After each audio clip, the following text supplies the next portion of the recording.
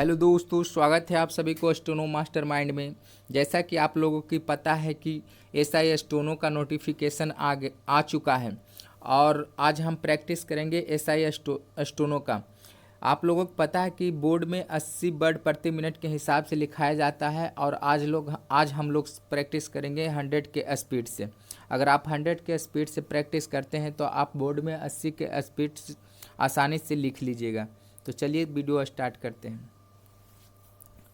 महोदय, हिंदी चिरकाल से ऐसी भाषा रही है जिसने शब्दों का उनके भिन्न देश अथवा भाषा में उद्गम होने के कारण बहिष्कार नहीं किया। सच पूछिए तो सभी जीती जागती भाषाओं का यह एक गुण है कि वे अपने शब्द भंडार को बढ़ाने में हिचकिचाती नहीं।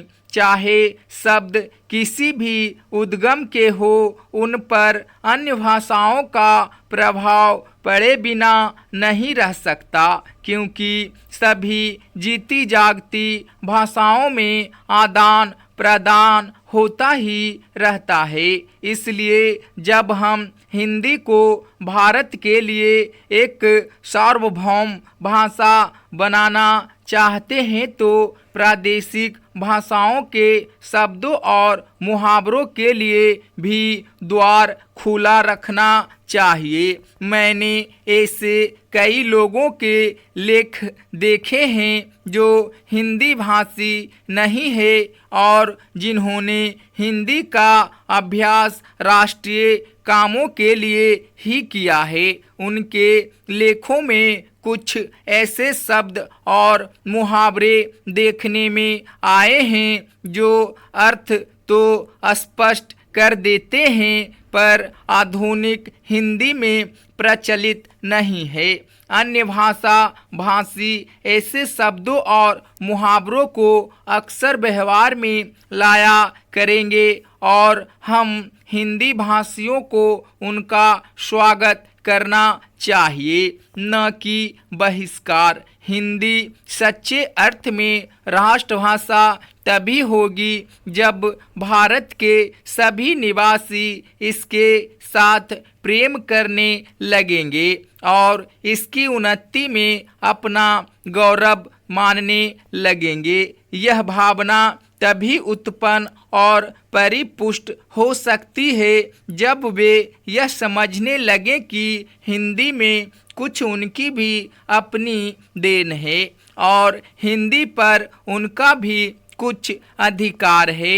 मैं समझता हूँ कि हमें इस भावना का स्वागत करना चाहिए और इससे डरना नहीं चाहिए। मैं तो यह भी मानता हूँ कि कहीं कहीं हमारे व्याकरण पर भी हिंदी भाषियों का प्रभाव पड़ेगा और हमको उससे भी डरना चाहिए।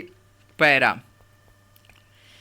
इसलिए मैं चाहता हूँ कि हिंदी भाषी और हिंदी संस्थाएं निष्पृह भाव से हिंदी की श्रीवृद्धि में लग जाए, जिससे अन्य भाषा भाषी भी उनके विभिन्न प्रकार के साहित्य से परिचय पाने के लिए उसे सीखना आवश्यक समझे। जिस प्रकार आज कोई भी विद्वान आधुनिक विज्ञान से परिचय प्राप्त करने के लिए यूरोपीय भाषाओं का अध्ययन करना आवश्यक समझता है, यदि केवल काव्य अथवा ललित कला संबंधी ग्रंथ ही यूरोपीय भाषाओं में होते तो हमको उन भाषाओं को सीखने की शायद आवश्यकता भी न होती, पर विज्ञान से परिचय प्राप्त करने के लिए उन भाषाओं का जानना अनिवार्य हो गया है। उसी प्रकार हिंदी भी इतनी समृद्ध होनी चाहिए कि आधुनिक विद्वानों को प्राप्त करने के लिए उसका जानना केवल पर्याप्त ही नहीं, आवश्यक भी हो जाए तथा इस भाषा में मौलिक ग्रंथ भी लिखे जाएं, जिनको पढ़ने के लिए हिंदी भाषियों के लिए हिंदी सीखना आवश्यक हो जाए। जितनी बड़ी संख्या हिंदी जानने वालों की है, उतनी बड़ी संख्या संसार की 2-3 भाषाओं के बोलने वालों की है। इसलिए यदि इतने लोगों में यह भावना उत्पन्न हो जाए कि वे हिंदी को संसार की भाषाओं में समुचित स्थान उपलब्ध कराना चाहते हैं तो हिंदी का गौरव बढ़ेगा।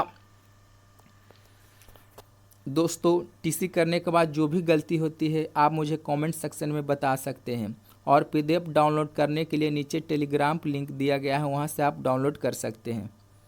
अगर आपको डिक्टेशन अच्छा लगे तो दोस्तों को शेयर करिए।